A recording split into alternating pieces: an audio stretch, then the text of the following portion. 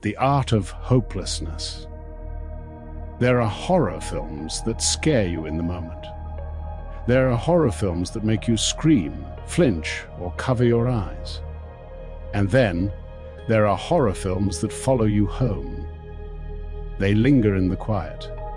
They haunt you not with jump scares, but with an idea, a feeling, a truth you don't want to believe. For me, that film is Hereditary, directed by Ari Aster and released in 2018.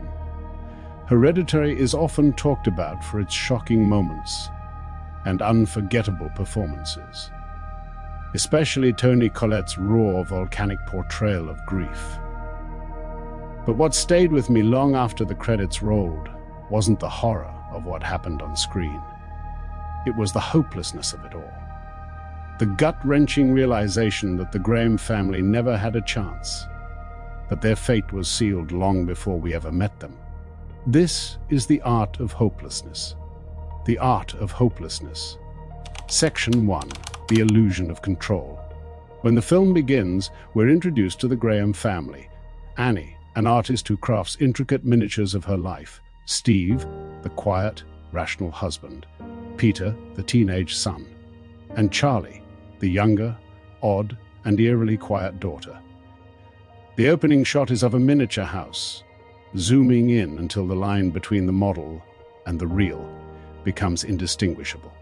It's more than a cool camera trick. It's a metaphor for the entire film.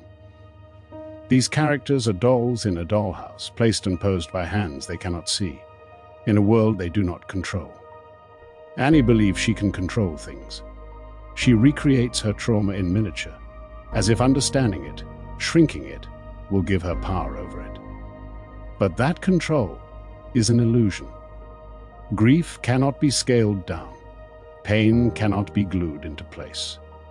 The Graham family believes they are reacting to events as they unfold, but they are merely performing roles in a script written generations ago, by a woman they barely understood, in service of a demon they never knew existed.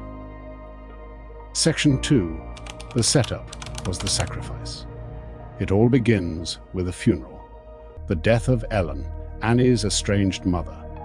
We're told she was secretive, difficult, even abusive. But the depth of her darkness isn't revealed until much later. From the moment Ellen dies, something shifts. Charlie begins acting more disturbed than usual. Annie starts sleepwalking again. And there's a cold, invisible force moving through the house, touching everything. Charlie's death is the first major shock of the film. A party, a cake, an allergic reaction, and a drive down a dark road. Peter swerves to avoid a deer. Charlie is decapitated by a telephone pole. It feels like a freak accident, a moment of teenage recklessness and tragedy. But later, we realize it was no accident at all. The telephone pole bore a symbol. Ellen's cult had marked it in advance. The nuts in the cake weren't just an oversight, they were a catalyst. And that's the most disturbing part. Everything that felt random was planned.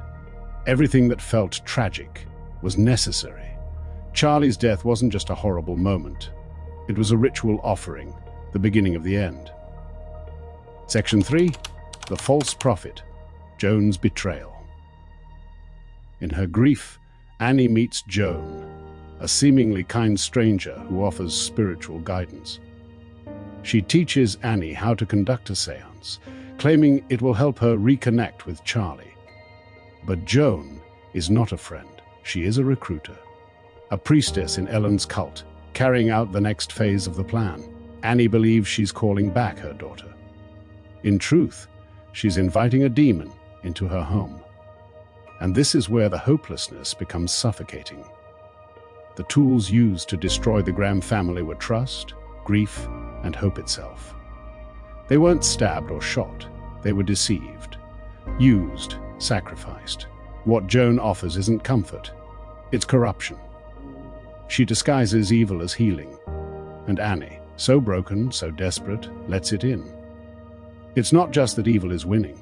It's that good people are helping it without even realizing. Section 4. destiny versus choice. One of the most terrifying realizations in Hereditary is that none of this could have been avoided. Not really. The demon Paimon required a male host. Ellen tried to give him Peter as a child, but Annie kept him away. So Ellen waited. She raised Charlie as a temporary vessel, keeping her apart from the world. She groomed her grandchildren for slaughter, one to die, the other to be consumed. When Peter is finally possessed in the film's final moments, it doesn't feel like a twist. It feels like a fulfillment. The cult members emerge from the shadows like stagehands at the end of a play. They kneel, they chant, they smile. The show is over. And we, like Peter, were just watching it unfold. Section 5. The true horror. We were tricked too. Here's the genius of Hereditary. It doesn't just fool the characters. It fools us. We spend the film trying to make sense of what's happening. We believe Annie might be unreliable. We wonder if Charlie's spirit is truly speaking. We look for psychological explanations, family trauma, mental illness, coincidence. But as the puzzle pieces lock into place, we realize that something much older, much darker, was always in control. And that's the real horror. The Graham family never had a fighting chance. Their story was never theirs to write. They were born into it. Inheritors not of wealth or wisdom, but of doom. Hereditary is not just a film about grief. It's a film about inescapable fate. It shows us a family unraveling, but only so we can see what was underneath. Nothing. No safety net. No escape route. No hope. The true terror lies not in what is done to them, but in the knowledge that it was always going to happen. And when the final frame settles, and the cult chants their praises to a crowned demon child, we realize this was not a descent into madness. It was an ascent into truth. And that truth is unbearable, because if they never had a chance, what makes us think we do?